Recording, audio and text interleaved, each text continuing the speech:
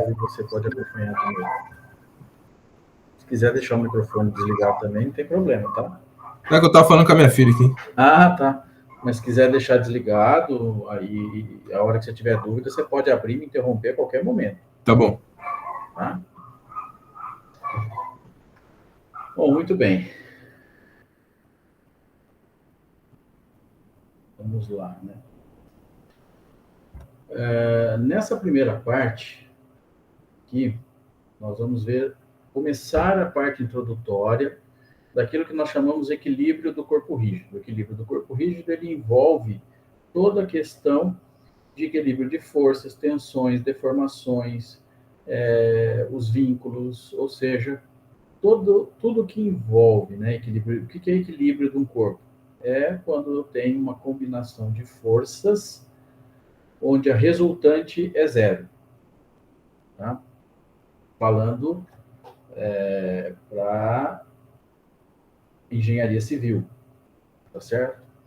Para nós, na engenharia civil, é um pouco diferente da abordagem na mecânica, porque para nós as cargas elas são predominantemente gravitacionais e são estáticas. Temos as cargas móveis, no caso de pontes, né, ponte rolante, no caso de galpões industriais, e também de pontes rodoviárias ou ferroviárias, né, monovias, enfim. Existem situações mais particulares com cargas móveis. Por isso que a gente estuda lá na frente o tópico de linhas de influência. É como determinar o carregamento de uma carga que se movimenta, né? Porém, na grande maioria dos casos, as cargas que nós trabalhamos são predominantemente gravitacionais e são estáticas. Tá? Então, aqui é a introdução à estática, e como o próprio nome diz, né, o corpo não está em movimento, certo? Então, o que vem a ser, né, essa questão do corpo rígido, tá certo? Então, a mecânica, na verdade, o termo mecânica, não necessariamente a engenharia mecânica, mas é um dos ramos da ciência da física, tá? E, nesse caso, que estuda repouso ou movimento. Para nós, na engenharia civil, predominantemente, repouso. A estrutura em repouso, as cargas podem estar movimentando, né? Por exemplo, no caso de um veículo sobre uma ponte, tá certo? Isso de corpos sujeitos à ação de uma força, por exemplo, uma viga, um pilar, uma laje, né, um bloco de fundação e assim por diante. Tá? E a mecânica, que é uma parte da física, né, ela trata de corpos rígidos e corpos deformáveis. Nós vamos ver as duas coisas. Corpos rígidos, que no primeiro momento nós... Deixa eu ver se eu consigo escrever. Não. Esse slide não. No primeiro momento, nós vamos estudar o corpo rígido sem levar em consideração as deformações que as forças que atuam numa estrutura acabam provocando. Tá? E todo o corpo se deforma de alguma forma, em maior ou menor intensidade, dependendo das suas propriedades mecânicas, propriedades químicas também, que envolve ali que altera as suas propriedades mecânicas, né?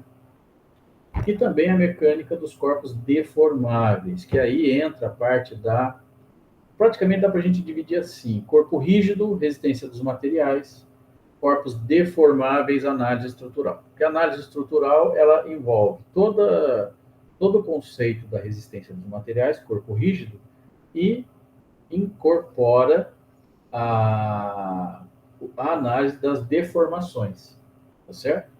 E aí são necessários outros métodos de análise, não tão simples quanto o que a gente vai ver aqui na parte de corpos rígidos e resistência dos materiais, na parte mais introdutória. E só para constar, né, a parte de mecânica dos fluidos, que não tem nenhum interesse aqui para nós, tá?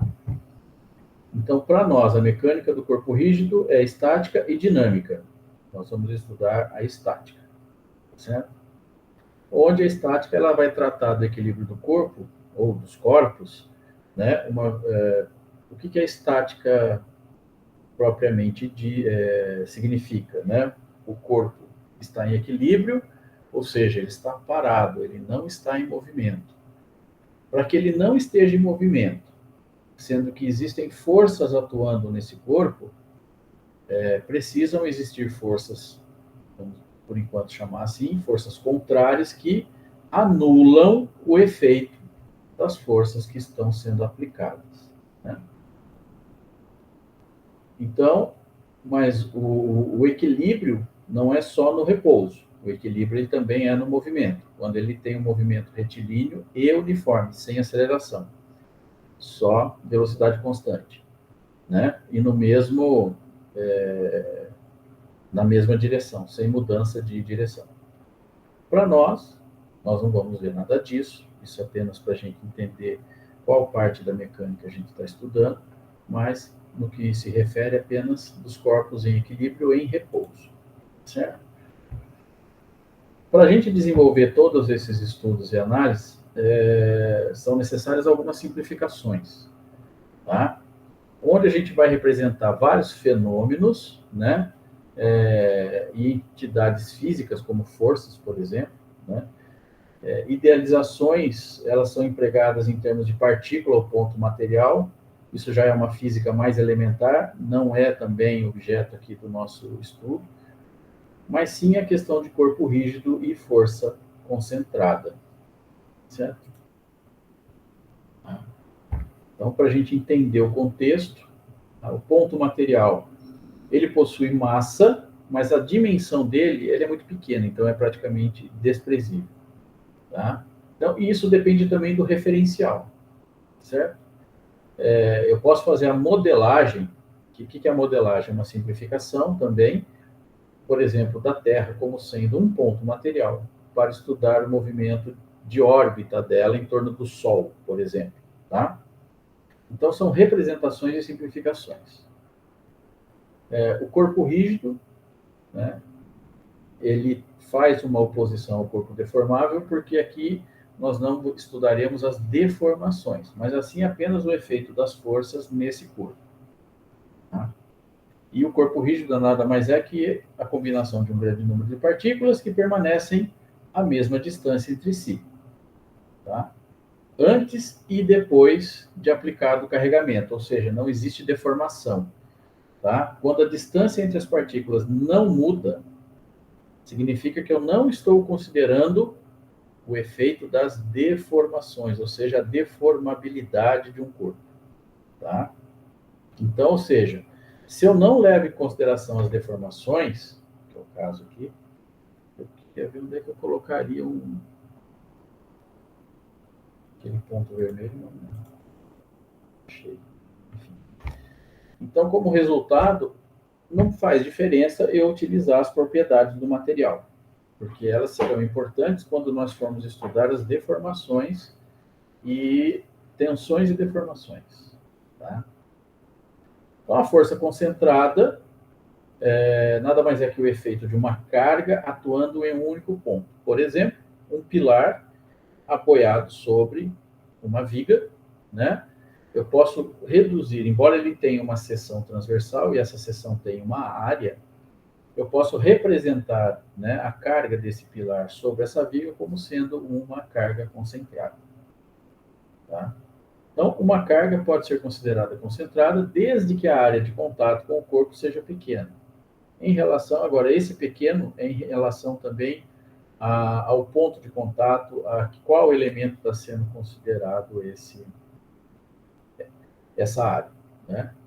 Ou, por exemplo, aqui, o contato da roda de um carro com o solo, com o pavimento, por exemplo, tá?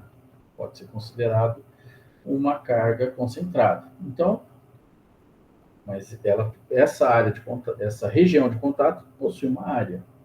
Ela não é pontual como uma força, mas nós simplificamos e fazemos essas modelagens para poder simplificar nosso processo de análise, tá certo?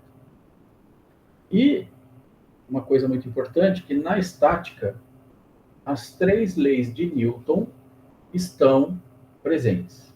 Nós utilizamos as 3 leis de Newton o tempo todo, e é justamente por conta das leis de Newton que a gente consegue desenvolver toda a teoria das estruturas. Tá? Então, a primeira lei de Newton ele fala o seguinte: um ponto material que está em repouso ou em movimento, né? Movimento também constante, ele permanece nessa mesma condição, em repouso ou em movimento uniforme, né? Desde que não seja submetido a uma força. Ou seja, eu tenho um corpo em repouso, eu tenho uma cadeira. Se eu puxar essa cadeira, ela está parada, não tem nenhuma força sobre ela. Se eu puxo essa cadeira, ela vem na minha direção. Então, eu apliquei uma força e tirei ela do repouso, colocando ela em movimento. Tá certo? Então, a primeira lei de Newton fala isso. Ele permanece em repouso até que uma força qualquer tire ele do repouso. Tá? A segunda lei de Newton que fala que um corpo de massa m sobre a ação de uma força F sofre uma aceleração A, de mesma direção e sentido, né, que é descrita pela relação força igual a massa vezes a aceleração. Então, isso está presente porque nós temos forças sendo aplicadas no corpo, numa viga, num pilar, numa laje, o tempo inteiro, né? A ação dessa força em relação à sua massa também provoca uma força. O que é força, massa vezes aceleração? É o peso próprio de uma estrutura, por exemplo. O peso próprio da estrutura é massa vezes aceleração da gravidade. Então, ela é uma força. Tá? Ainda que o que provoca essa força é justamente a aceleração, a força gravitacional. Mas isso está atuando tanto na estrutura quanto em elementos que são adicionados a essa estrutura, como, por exemplo, alvenarias, piso, revestimento e assim por diante. Tá? E a terceira lei de Newton, que a gente vai usar bastante também, é ação e reação. Ou seja, toda ação corresponde a uma reação, mesma intensidade e direção e sentido contrário. Então, se eu exerço uma força, tento empurrar a parede e vou exercer uma força sobre essa parede, enquanto a minha força não for suficiente para deslocar essa parede, ela está em repouso, ela permanece em repouso e a força que eu aplico não é suficiente para tirá-la do repouso, significa que a resistência dela é muito maior que a força que eu estou aplicando. Tá? Consequentemente, eu posso dizer que se eu aplico 100 quilos nessa parede e ela não se movimenta, existe uma reação contrária também de 100 quilos. Então, para toda ação, tem uma reação que tem a mesma intensidade e direção em sentido contrário. Mesma intensidade e direção. Se está na horizontal, a reação também é horizontal. Se a força aplicada é na vertical, a reação também é vertical. Tá? Porém, o sentido é o sentido contrário. A intensidade é a mesma. Certo? Aqui um outro, também parte dessa introdução, algumas grandezas físicas apenas para a gente se situar. Certo? A gente vai ver isso depois, detalhadamente em exercícios, né? É mais para a gente já ter uma ideia do universo, da amplitude de assuntos que a gente vai ter que... Tá? Mas não se preocupe, porque isso daqui vai entrar naturalmente nos exercícios, e isso que eu vou explicar, a gente vai fazer inúmeras vezes, e é bastante simples, tá? Às vezes a gente olha o termo escalares e vetores, putz, já assusta, mas é bem simples. O que é um escalar? É algo que possui magnitude, massa, volume, comprimento, né? Por exemplo, como que eu somo, quais são as regras para eu fazer a adição de uma escalar, né? Aritmética simples. Volume, mais massa vezes massa, ou mais massa, comprimento mais comprimento, assim por diante, certo? E o vetor? O vetor, ele possui intensidade. direção e sentido. Então, por exemplo, esse vetor V1, ele tem uma intensidade, que aqui está representado com 4 unidades, pode ser qualquer coisa, newton, quilo, enfim, tá? É a unidade de força, tá certo? Ele tem uma direção, porque a seta indica a direção, e tem um sentido. Tá? Então, esse vetor ele pode ser uma força, que é uma força concentrada, pode ser um momento gerado por uma força, tá? Ou uma posição. Então, ele possui também uma posição. E a regra é a regra de adição pelo paralelogramo, tá? Então, que nada mais é, essa linha tracejada é a resultante da soma dessas duas forças aqui de 4 e 3 unidades. Na prática, a gente faz ao contrário, né? A gente tem uma resultante inclinada e decompõe ela geralmente para os eixos globais, x e y, horizontal e vertical, porque simplifica muito mais o nosso trabalho e, com isso, a gente consegue aplicar as equações de equilíbrio de uma forma muito mais simples. Tá? Nós vamos ver isso mais adiante.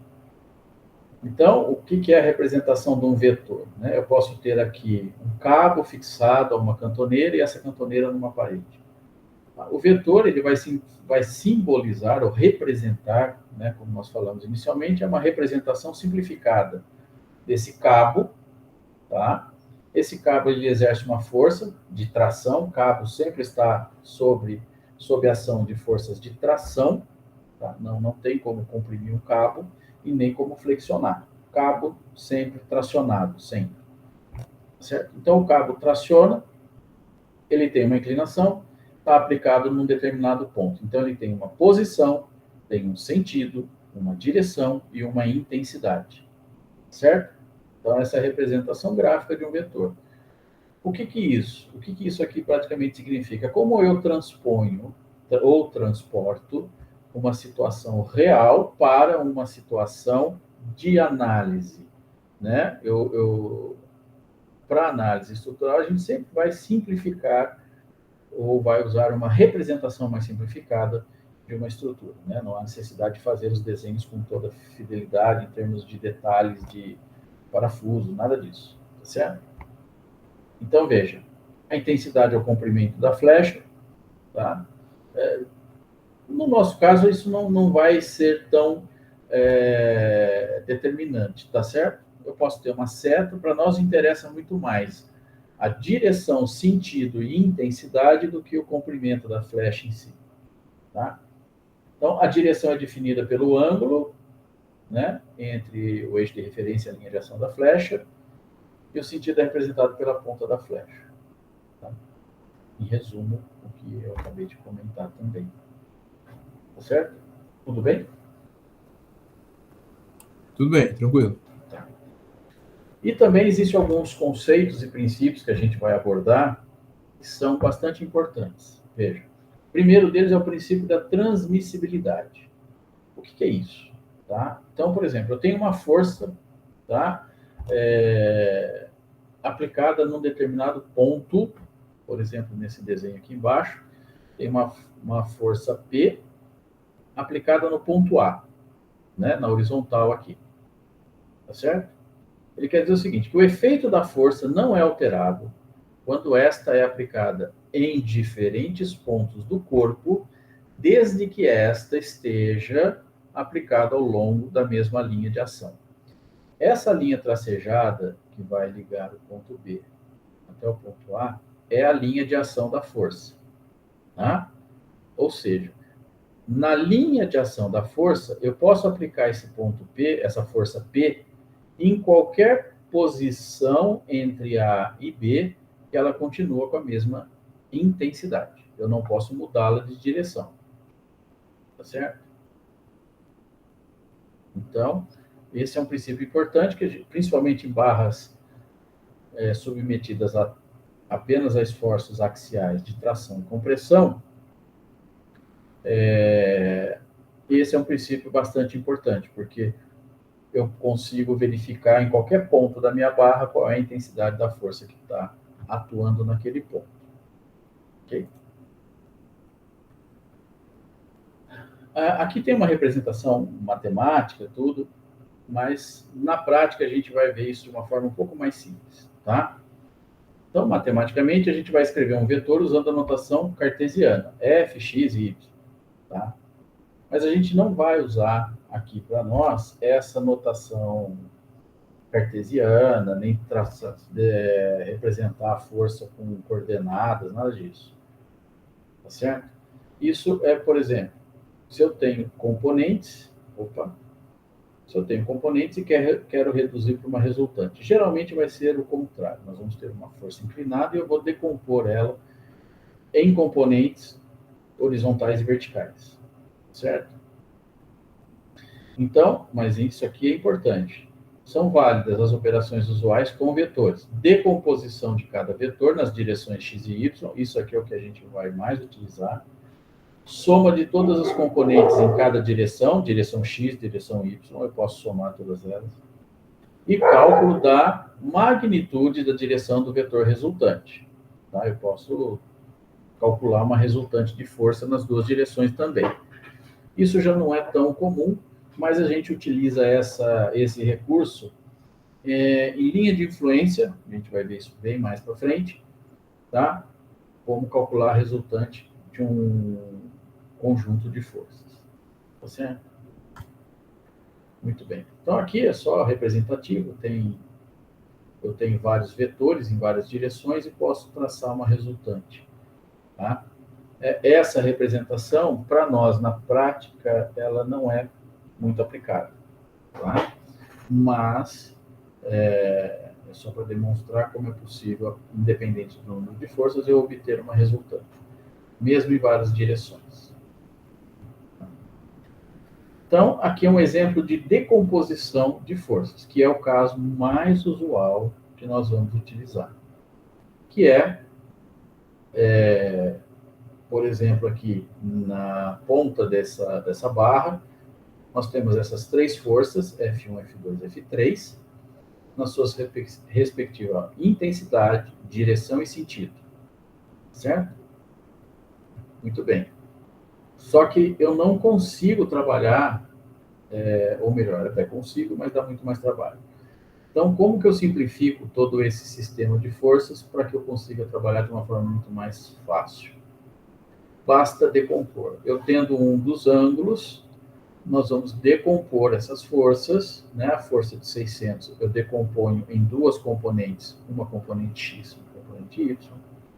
A força de 500 também decompõe numa componente x, uma componente y, e a força de 800 também. Aí eu consigo calcular ou determinar o equilíbrio dessas forças, que vai ser determinado através das equações de equilíbrio, né, que estão representadas aqui ao lado.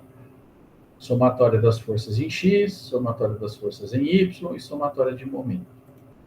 Certo? Aqui é mais um exemplo de decomposição de forças, né, e aqui também. Muito bem. Bom, o ponto material ele estará em equilíbrio se a resultante de forças, de todas as forças que atuam naquele corpo, né, se a resultante for nula, ou seja, igual a zero. A somatória de forças em todas as direções, e aí por isso que nós simplificamos apenas em duas direções, horizontal e vertical, tá? E aí só horizontal e vertical. Então a somatória de todas as forças horizontais tem que dar zero. A somatória de todas as forças verticais também tem que dar zero. E a somatória de momento em relação a qualquer ponto da minha estrutura, de todas as forças, tem que dar zero. Isso garante que a minha estrutura está em repouso, tá? Estaticamente em repouso. Ok?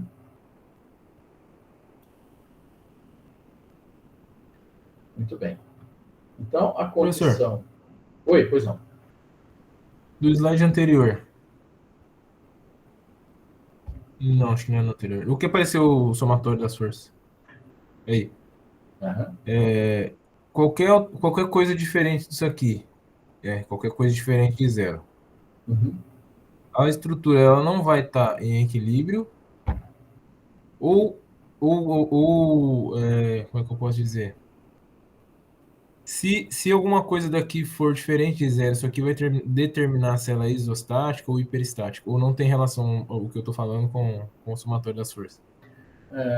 Não, porque veja, isostática e hiperestática está relacionado ao número de incógnitas. Por exemplo, eu vou tirar desse modo de apresentação, porque eu consigo escrever. Ah, tá. Então, aqui, ó. Deixa eu ver se está liberado.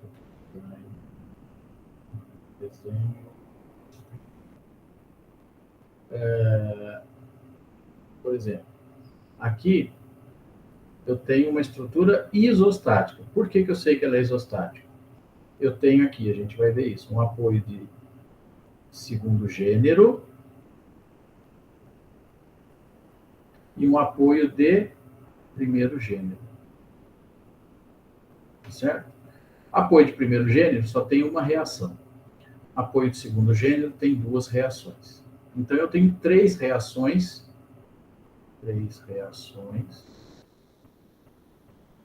igual a três equações. São as equações fundamentais de equilíbrio. Essa aqui, ó, equações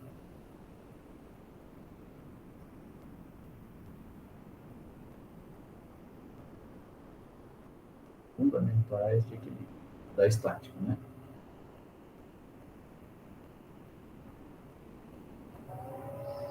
Certo?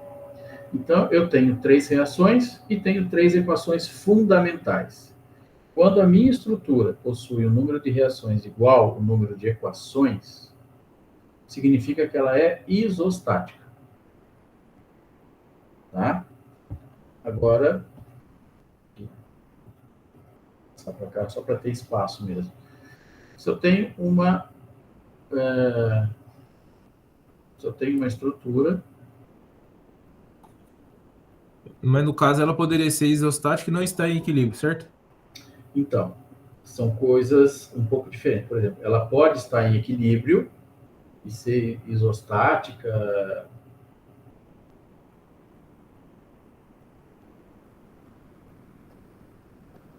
Por exemplo, ela pode estar em equilíbrio, voltando aqui. Se ela não estiver em equilíbrio, ela não estaria em repouso. Não, tranquilo. Mas isso não está relacionado ao fato dela ser isostática ou hiperestática. Tá, beleza.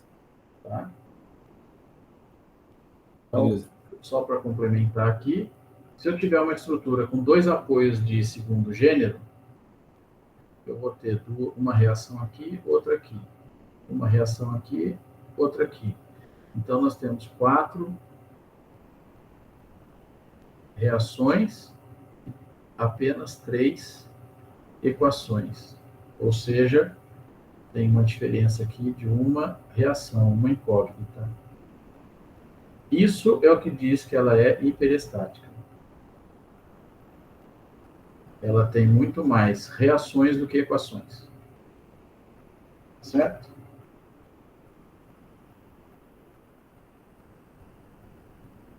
Tudo bem? Show de bola, entendi. Ok.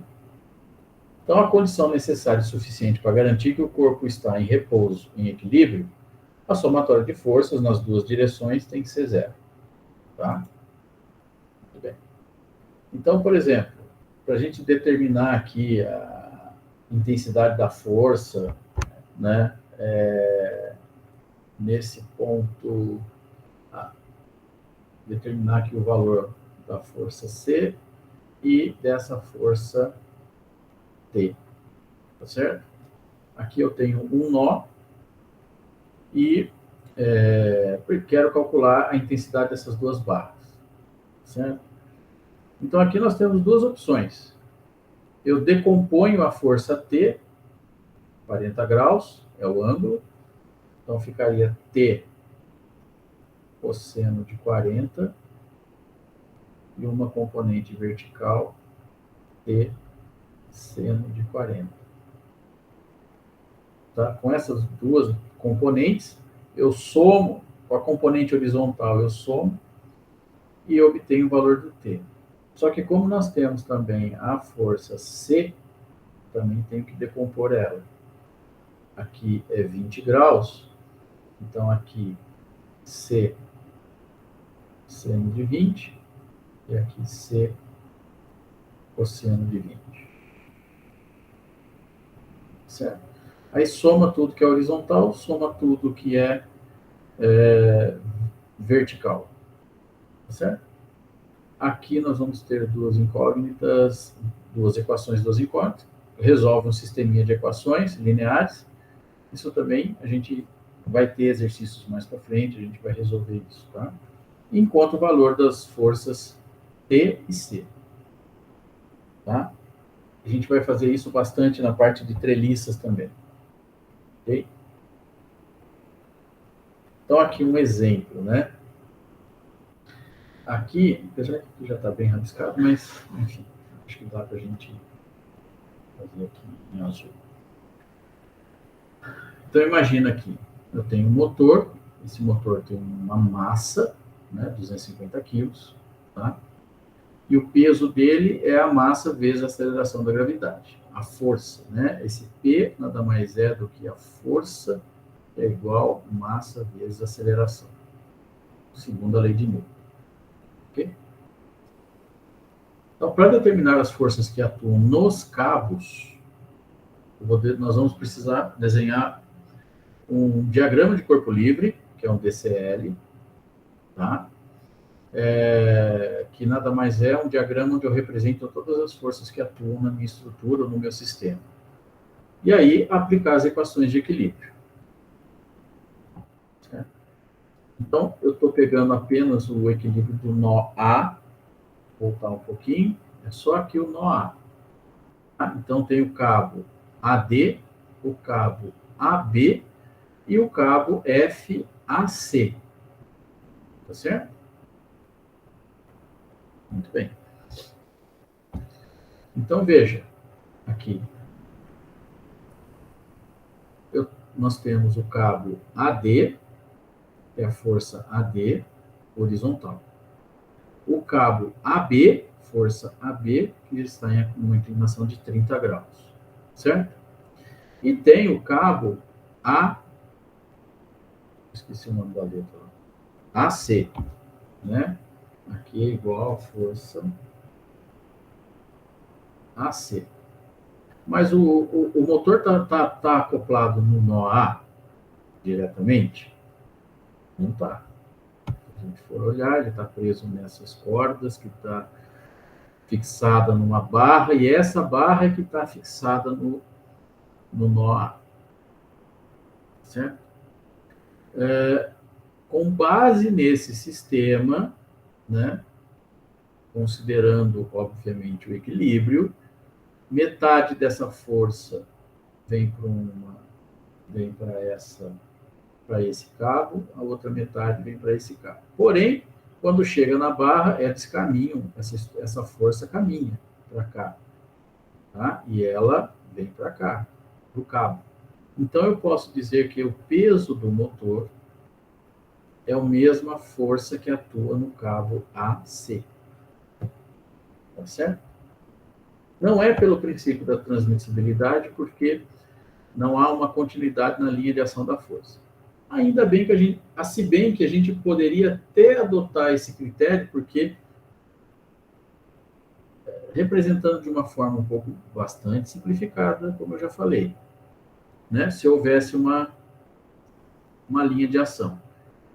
Porém, isso não é totalmente verdade, porque essa força P ela está sendo aplicada aonde? Qual é o ponto de aplicação dela? No centro de massa desse motor, que não necessariamente está aplicado na mesma linha de ação do cabo. Tá? Mas por essa outra analogia, né, desse cabo e esse cabo, eu posso supor, com toda segurança, que o mesmo peso do motor é a força que atua no cabo AC. Ok? Professor, Pois não. em alguma situação isso não iria acontecer? Só se ela estiver bem especificada, tá? Ou se tiver, ou se o centro de gravidade aí tiver alterado também? Então, mas daí ele não vai estar em equilíbrio, ele pode estar, ele não estaria, vamos considerar que da maneira que ele está fixado, e nesse sentido aqui, o eixo dele na horizontal, a essa figura sugere que ele está em equilíbrio, Sim. né? Agora, pode acontecer isso? Pode, tá? Depende de como ele é sustentado. Se ele não ficar em equilíbrio, quando é que eu sei que ele não está em equilíbrio? Se eu segurar ele num ponto e ele rotacionar. Tá. Então eu tenho Beleza. mais peso, o peso está desbalanceado, por exemplo, tá certo? Entendi. Beleza. Então aqui nós pegamos o nó A e vamos trabalhar. Esse é o diagrama de corpo livre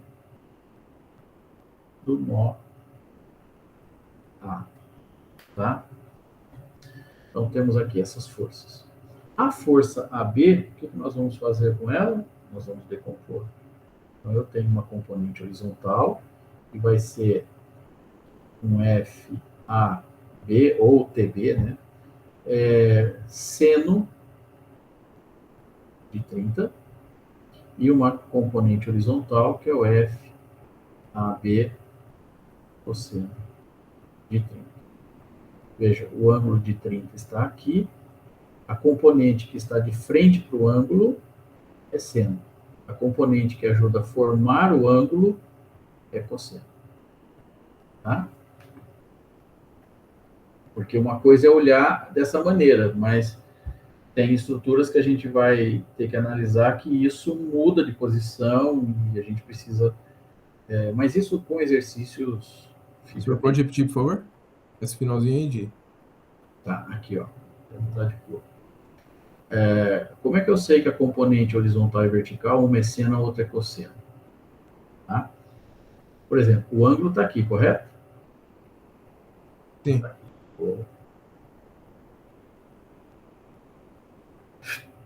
O ângulo está aqui. 30 graus. A componente que está de frente para o ângulo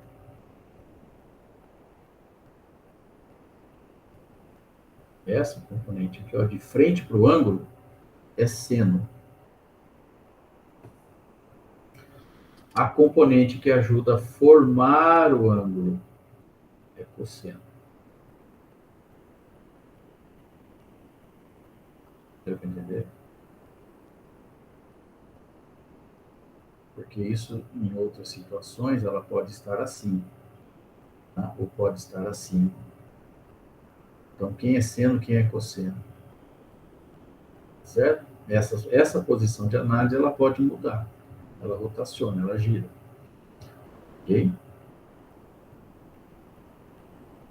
Mas, Beleza. tranquilo, a gente vai fazer bastante exercício disso, né? Vai repassar isso várias vezes, não se preocupe. Então,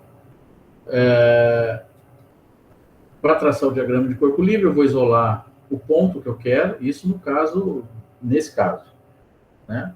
Outras estruturas a gente vai representar ela inteira.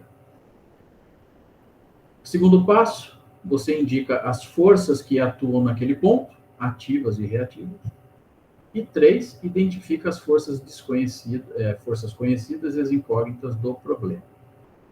Tá? Então aqui eu conheço essa força e aqui eu conheço as incógnitas, que no caso essa TB, nós vamos decompor ela em duas componentes, uma horizontal e vertical. E aí, se eu fizer aqui somatória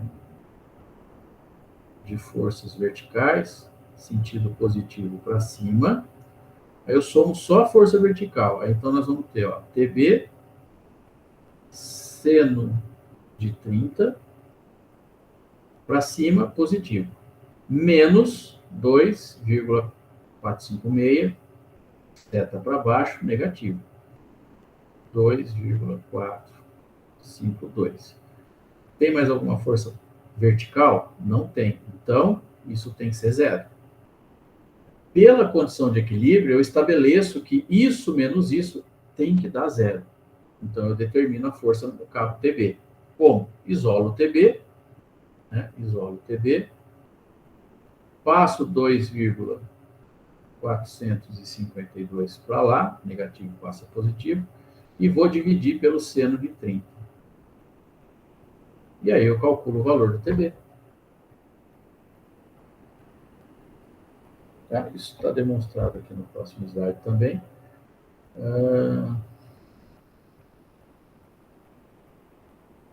Aliás, está aqui. Ó. Né? Aqui. TB, 2,452 dividido pelo seno de 30. E aí eu calculo o valor do TB, que dá 4,90. Substituo o valor do TB, aqui, TB é 4,90 vezes o cosseno de 30, menos TD é igual a zero. Então, somatória de forças em X igual a zero, sentido positivo para a direita, né? Eu sempre ponho essa seta para nunca esquecer. Então, eu somo todas as forças horizontais. Então, TB está para a esquerda, negativo, menos TD. TB cosseno de 30 está para a direita, positivo. Então, TB cosseno de 30, pela condição de equilíbrio, isso tem que dar zero. Então, eu já estabeleço que isso tem que dar zero. Muito bem. Eu quero achar o valor do TD. Então, TD, negativo, isso passa para cá, menos TB, que é 4,90, cosseno de 30, que vai dar 4,25 kN. Tá? Só que como o TD está negativo, eu multiplico isso tudo, multiplico por menos 1, e aí fica tudo positivo. Então, TD igual a 4,25 kN. Tá? Aqui é só um exemplo para demonstrar a aplicação. Tá? Por enquanto, não se preocupe. Tá? O que é importante fixar até agora? Que nesse exercício, eu preciso entender que a somatória das forças tem que ser igual a zero, para garantir o equilíbrio no repouso, estático no repouso. Tá certo? Então, quando eu tenho uma situação, isso é muito comum em treliças, né? Eu preciso ter no máximo 2 incógnitas e pelo menos uma força conhecida. Aí eu consigo resolver esse nó, digamos assim, né? Tá certo? Muito bem. Tudo bem até aqui? Alguma dúvida? Tudo bem, tá tranquilo. Bom, uma terceira condição de equilíbrio também, ela é definida através do momento que é gerado por uma força. Força, né, vezes uma determinada distância é igual ao momento, tá certo? Então, quando ela produz um efeito de giro, ou seja, em relação a um ponto fixo, tá? Cujo ponto não está na sua linha de ação, aqui a gente vê isso aqui, ó. Aqui eu tenho uma força, a linha de ação da força está aqui. Tá? A linha de ação da força. O ponto está a uma distância D.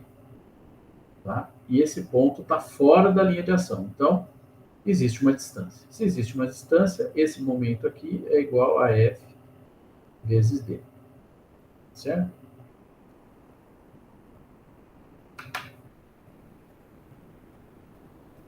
Tá? E depende da distância. Esse momento pode ser maior ou menor.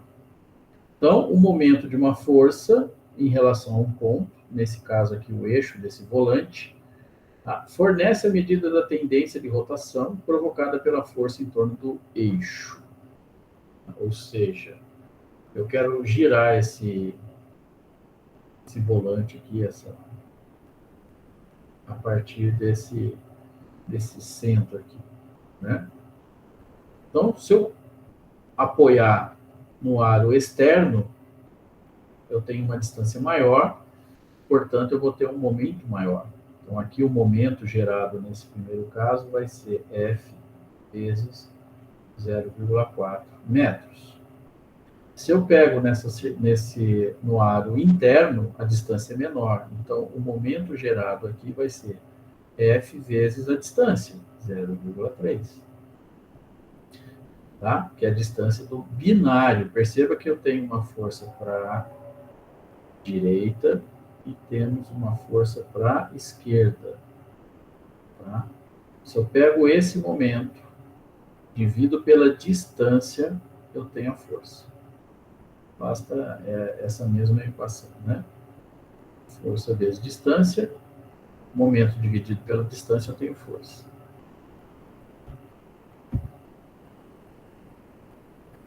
Então, o momento gerado por uma força, ele é uma grandeza vetorial, certo? Esse momento, ele sempre vai ser em relação a um ponto fixo, tá? E possui uma intensidade, onde uma força aplicada num ponto, obviamente, diferente da minha referência, porque se for no mesmo ponto, não tem distância. Se não tem distância, não gera momento. Tá? Ou seja, voltando um pouquinho nesse slide aqui, se o meu ponto de referência estiver na linha de ação da força, não gera momento. Esse ponto de referência, obrigatoriamente, ele tem que estar afastado da linha de ação da força.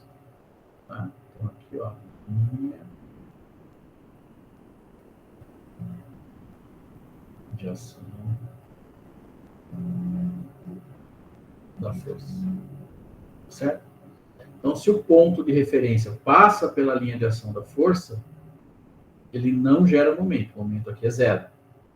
Então, para gerar momento, esse ponto A, por exemplo, tem que estar fora. Ele não pode estar na linha de ação. Tá? Nesse caso aqui, momento, força vezes distância. Distância é zero, portanto, momento é zero. Ok?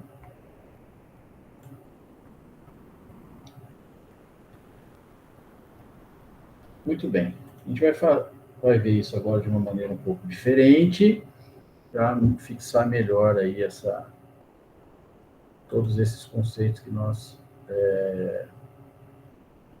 já falamos. Tá certo? Então, novamente aqui o princípio da transmissibilidade. Tá? Na análise, eu posso mudar a força em um corpo, ou seja, em referência a qual ponto desse corpo. Tá? Porém, eu tenho que manter intensidade, direção e sentido. Tá? E tem que permanecer na mesma linha de ação. Então, se ela está no eixo, ela permanece no eixo ao longo de todo o comprimento da barra. Tá? Então, muda.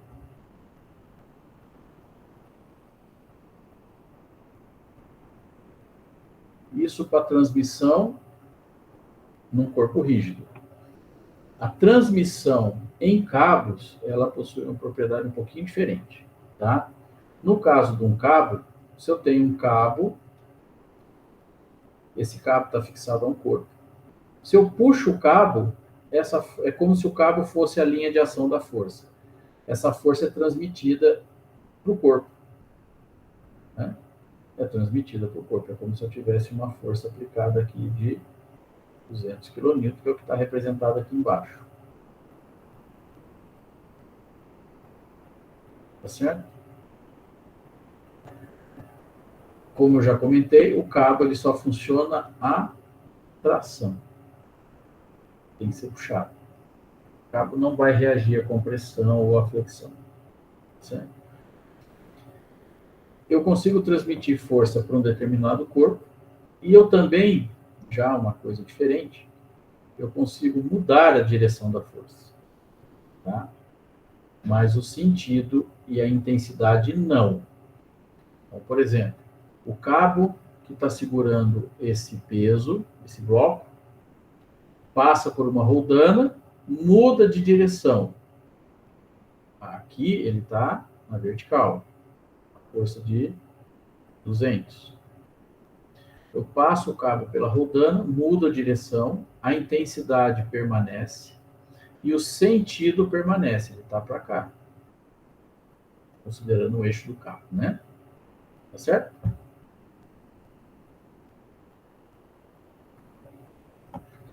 Aqui é um exemplo, né, de verificação de equilíbrio de um ponto, tá? Então tem aqui um ponto com 3 forças aplicadas. O exercício é semelhante ao que a gente fez lá do motor. Eu decomponho as forças inclinadas em uma componente horizontal e vertical e faço a somatória das forças horizontais e das forças verticais. Basicamente, é isso que está sendo feito aqui, tá? Aqui, por exemplo, também já é um exercício resolvido, né? Nós temos aqui um bloco, né, com massa de 5 quilos, e fixado a uma roldana, e essa roldana é fixada a 2 cabos. Certo? Então, primeiro passo é diagrama de corpo livre, força P e força T para cada um dos cabos, T1 e T2. Tá? Decomposição de forças, nesse caso, não há necessidade. E aí verifico o equilíbrio horizontal e vertical. Horizontal não tem, porque eu não tenho forças horizontais, então não há necessidade de verificar o equilíbrio horizontal. O equilíbrio vertical, basta somar todas essas forças, né? E aí calculo o valor da tensão no cabo. Certo? Aqui já é um outro exercício um pouco mais elaborado, mas nós temos 2 corpos, 2 blocos, né, fixados por cabos, que estão fixados em 2 roldanas. Então aqui o objetivo é calcular a massa desse bloco para que ocorra equilíbrio do sistema, né? Então nós temos o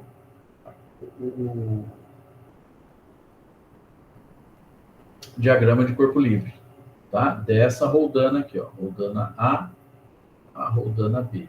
Então esse é o corpo livre da roldana A, tá? Tem o peso, que aqui é a massa vezes a aceleração da gravidade. Tá?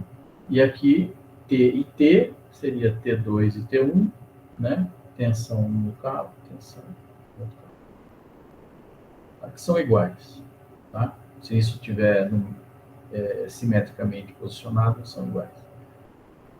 Por que eu não preciso fazer o diagrama de corpo livre desse peso? Porque aqui eu já sei que ele tem 2 quilos, essa força atua para baixo. Nesse ponto aqui do cabo, tem uma reação. Essa reação, ela está sentido contrário e mesma intensidade, 2 quilos.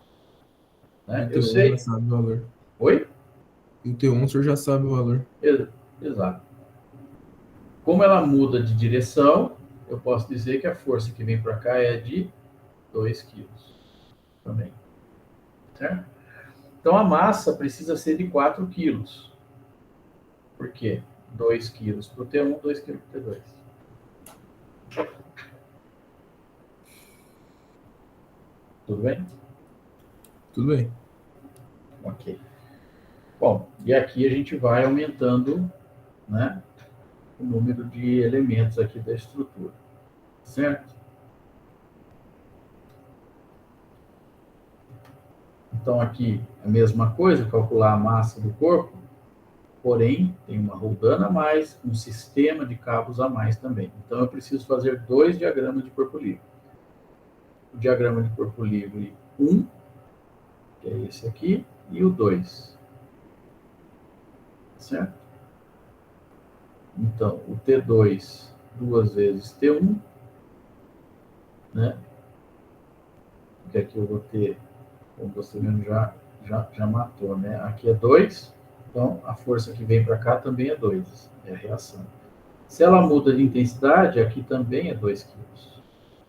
Se o T1 aqui é 2 quilos, aqui também é 2. Né? Aqui é 2. Então, T2 é 4. E aqui também é 4. Portanto, a massa tem que ser de 8 quilos. Para ficar em equilíbrio, né? O sistema permanecer em equilíbrio. E aqui vão surgindo exemplos mais elaborados, todos eles resolvidos. Então, os diagramas de corpo livre, né, na decomposição das forças, e cada uma das forças horizontais e verticais. E depois aqui a somatória, aplicando as equações de equilíbrio. Por enquanto aqui a gente não tem momento, tá? Só exercitando aqui a somatória de forças verticais e horizontais. Tá certo? Então, o que eu vou até... esses exercícios estão resolvidos aqui. Seria interessante que, se você puder, tentar refazê-los, olhando mesmo, não tem problema, mas tentando entender o que é que está sendo descrito aqui. Tudo bem? Beleza, professor. Muito bem. Então, aqui, basicamente, o equilíbrio de forças possui muitas combinações, várias possibilidades. E é fundamental o diagrama de corpo livre, né? Para que eu possa entender todas as forças que estão atuando no meu sistema, certo? E aqui, esse exercício é um exercício para você depois fazer, aí você procura desenvolver, e se houver qualquer dúvida, você pode mandar mensagem para mim no WhatsApp, não tem problema, tá? Às vezes eu não vou conseguir responder de imediato, mas eu retorno. E para esse sistema aqui, ó, calcular qual é a massa M para que ocorra o equilíbrio desse sistema aqui. Certo?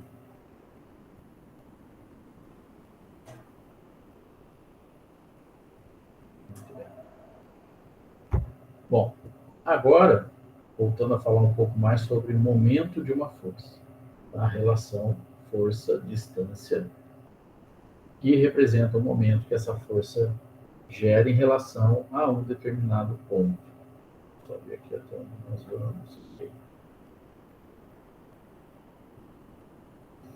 Então, muito bem. Então, o que precisa ficar claro para a gente? Linha de ação da força, ela não passa pelo ponto. Precisa existir uma distância. Então, o momento em A é igual a F vezes D. Ok? Isso independe se ela está na horizontal ou na vertical. Pode estar em qualquer direção. O que eu preciso garantir? Que a distância da linha de ação da força até o ponto seja perpendicular. É a distância perpendicular do ponto até a linha de ação da força. Aí sim eu calculo o momento. Tá? Nos nossos exercícios, dificilmente a gente vai ter forças assim inclinadas. Mesmo porque a gente vai decompor elas e vai trabalhar com as componentes, né? Horizontal e vertical, muito mais fáceis da gente trabalhar. Tá? Como eu já comentei, se a linha de ação passa pelo ponto, o momento é zero. Então, por exemplo, para eu determinar aqui o momento gerado por essa força em relação ao ponto A, basta eu prolongar aqui a linha de ação, né? E pegar essa distância perpendicular, como está representado aqui. Então, essa distância perpendicular à linha de ação da força, vezes o valor da força, eu tenho momento. Tá? Novamente, o momento em A é igual a força vezes a distância. Aqui é a resolução do mesmo exercício, certo? Aqui, se eu quiser calcular o momento no ponto O, né? O que eu preciso fazer? Vou apagar tudo isso aqui.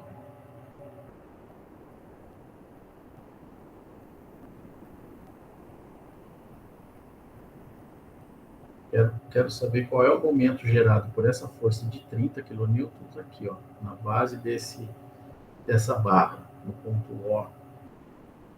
Muito bem. Primeira coisa que eu preciso fazer, decompor essa força. Então, eu vou decompor aqui numa componente horizontal e uma componente vertical. O ângulo está para cá. Componente vertical é o valor da força vezes seno ou cosseno desse ângulo, Rafael? Aqui no Y aqui vai dar cosseno. No Y? Cosseno. Tá, então vamos lá, ó. A setinha, o ângulo está aqui, não é esse ângulo. É como se ela estivesse aqui na frente, ó.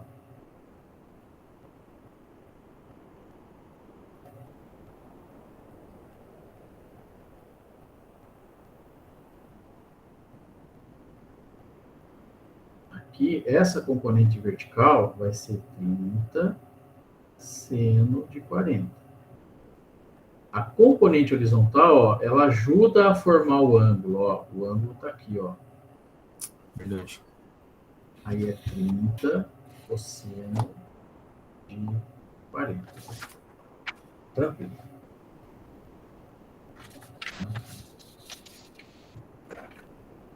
Então vamos lá. Bom, então eu tenho duas componentes. Eu quero saber em relação ao ponto A. A força, essa componente vertical, está no eixo da barra, 30 seno de 40. Ela gera momento em relação ao ponto O? Sim ou não? O que você acha? A componente seno. A componente seno. Veja, a linha de ação da força, aqui, ó. Ela não gera. Não gera, correto. Momento aqui, ó, 0. Perfeito, muito bem.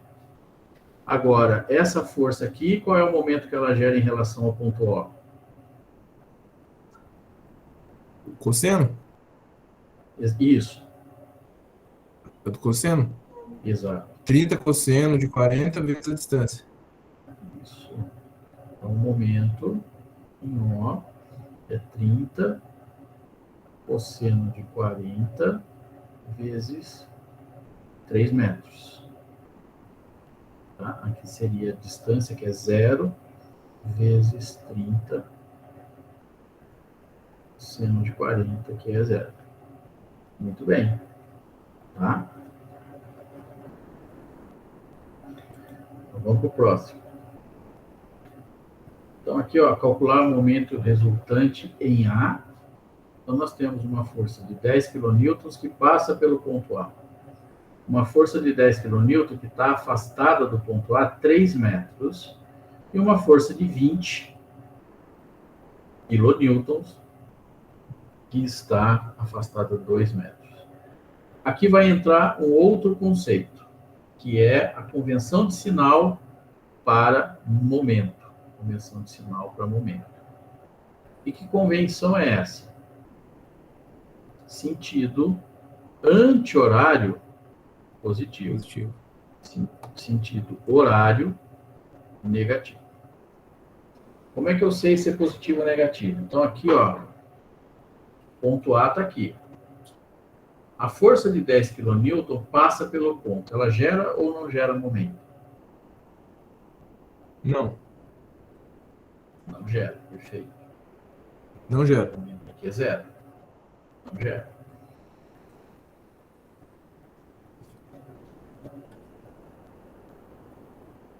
Então, aqui. Como é que eu verifico? Né? Por exemplo, a força de 20 kN está para cima, ponto A. Aqui. Em relação ao ponto A, faz de conta que você esticou um fio aqui, fixou no ponto A e soltou a força, ela vai girar. Vai girar no sentido anti-horário. A força de 10 kN está para baixo. Se eu fixar um ponto e soltar ela, ela gira no sentido horário. Então, o momento gerado por essa força vai ser igual a menos 10 vezes 3. 3. Vezes 3, 2 mais 1. E o momento gerado pela força de 20 kN vai ser vai ser 20, positivo, porque é sentido anti-horário, vezes 2. Professor, Pois não.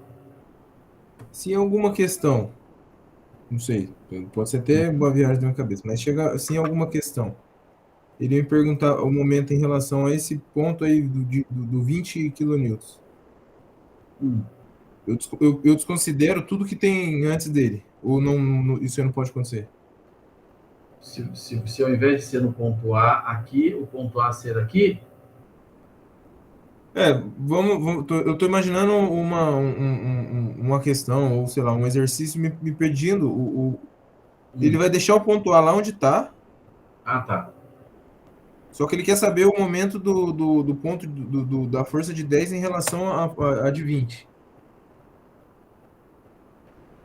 Eu 10 em posso. relação a 20? Isso, é só esse peixinho. É, pode. Por exemplo, você tem aqui um ponto B. Isso, Pode. tá.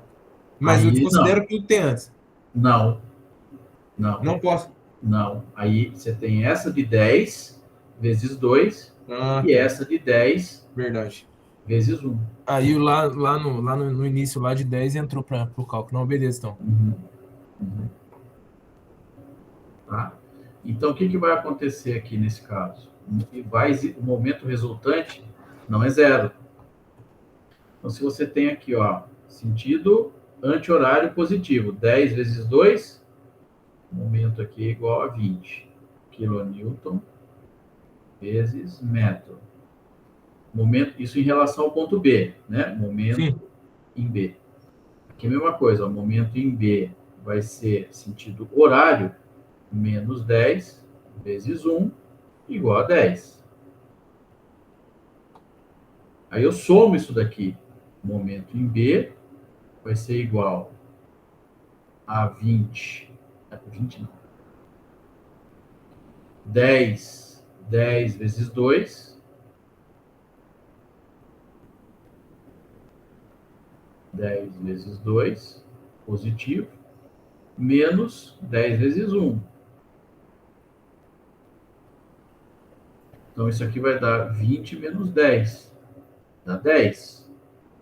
Então, o momento resultante em B é 10 kN vezes metro. É diferente de zero. Não está em equilíbrio. Tá? Entendi. Mesma coisa aqui. Só tem mais elementos, mas o conceito é exatamente o mesmo, tá? Então, ó, calcular o momento resultante em O. Tudo que passa pelo ponto não gera momento. Então, eu calculo só o que gera. 40, a linha de ação passa pelo ponto. 20, a linha de ação passa pelo ponto. Então, essa e essa estão anuladas. Então, quem gera momento? 60 kN vezes 1, sentido anti-horário positivo. 20 kN, sentido horário negativo. Então, vai dar menos 40, mais 60, mais 20. Então, o momento resultante em O é 20. Diferente de zero, também não está em equilíbrio. Tem que dar zero. Para estar em equilíbrio, tem que dar zero. Certo? Aqui é um outro exercício. Também. Calcular o momento resultante dessas forças no ponto O e no ponto A. Professor, Oi, pois não.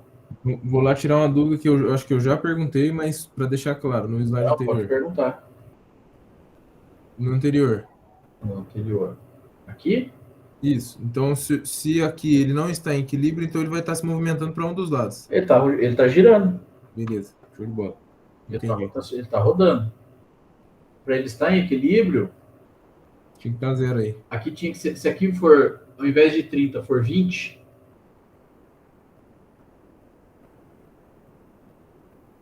ao contrário, né? Se ao invés de 20 for 30, aqui vai dar 30 menos 60 mais 60, 0. Aí ele está em equilíbrio. Beleza. Certo? Em relação ao ponto O. Se você muda o ponto de referência, ele pode não estar em equilíbrio.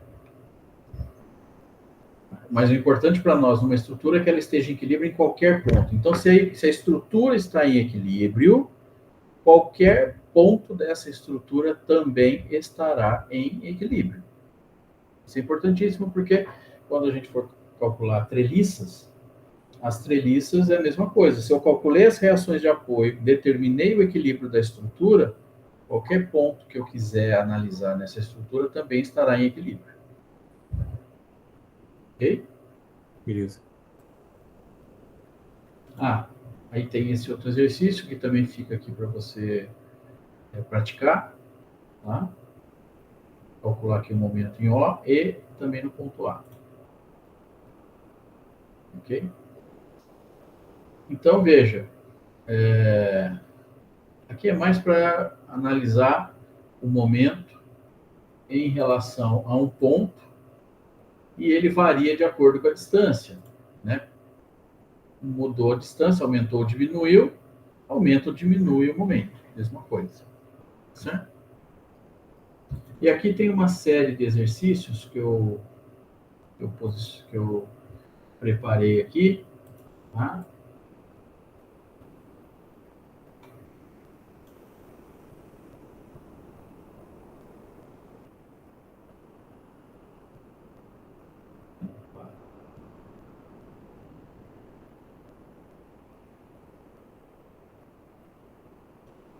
Então, são alguns exercícios. Aqui é para calcular apenas o momento resultante no ponto A. Tá?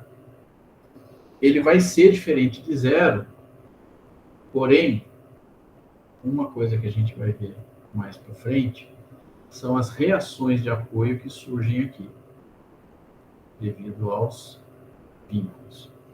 Então, esse momento em A, ele é diferente de zero, porém, esse momento aqui, que é a reação de apoio, quando eu for calcular, ele anula o momento em A e aí a estrutura fica em equilíbrio. Tá?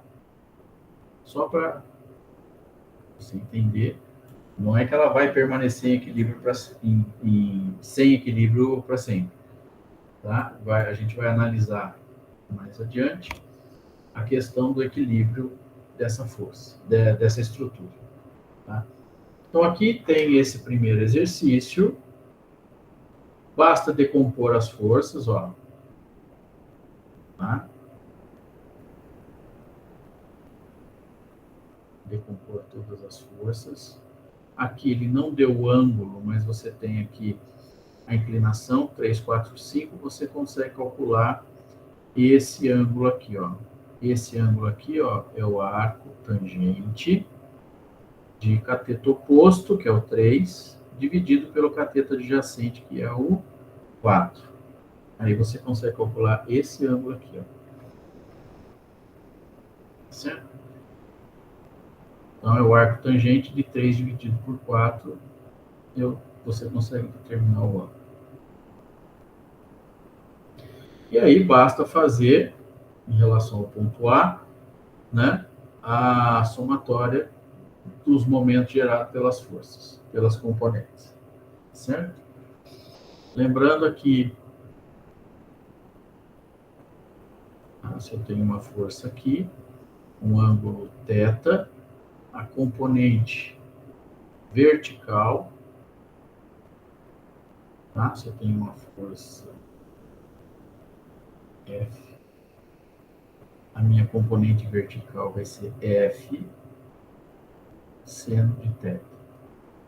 E a componente horizontal vai ser F cosseno de θ. F seno, ela está de frente para o ângulo, de frente. Cosseno, ela forma o ângulo junto com o vetor, junto com a força. Tudo bem? Preciso praticar isso aí. Não, fica tranquilo. Vai ter bastante coisa, a gente vai usar muito isso daqui. Mais adiante, isso daqui você vai estar fazendo isso de uma maneira muito sossegada. Fica tranquilo. É prática e exercício. Esse aqui é um exercício bem mais. É que a forma que ele está aqui, ele dá um pouco mais de trabalho. Se quiser, a gente pode depois resolver ele. Foca no primeiro, né? Nós vamos fazer ele, mas um pouquinho mais para frente. Tá? Foca nesse primeiro e nesse aqui. Tá? Esse aqui eu vou jogar lá no final e esse aqui também. Tá? Esses dois últimos você deixa por enquanto. Tá? Exercitar, praticar aqueles dois que eu já mencionei anteriormente aqui na aula, né? Que é esse aqui, tá certo? No slide 35. Esse outro aqui do slide 42. E depois o slide 44, 45 e 46. Tá? No 45, a mesma coisa. Em relação ao ponto A. Só decompor isso aqui, ó. Componente vertical e horizontal. E aí calcular em relação a esse ponto A. Essa outra estrutura, a mesma coisa. Certo? Calcular o momento em relação ao ponto A. Decompõe as forças nas duas direções. Transforma-os em componente horizontal e vertical e aí calcula o momento. Tá? Ok? Beleza. Muito bem. Bom, aqui eu acho que a gente já tem bastante informação para você já estudar e praticar. Eu vou salvar isso aqui em PDF, eu vou criar lá a pasta, mas esse PDF aqui eu já vou gerar e disponibilizo para você lá no WhatsApp mesmo, só para você já ir tendo o material disponibilizado aí para você acessar. Tá bom. E a aula gravada, né? Até vou parar a gravação aqui.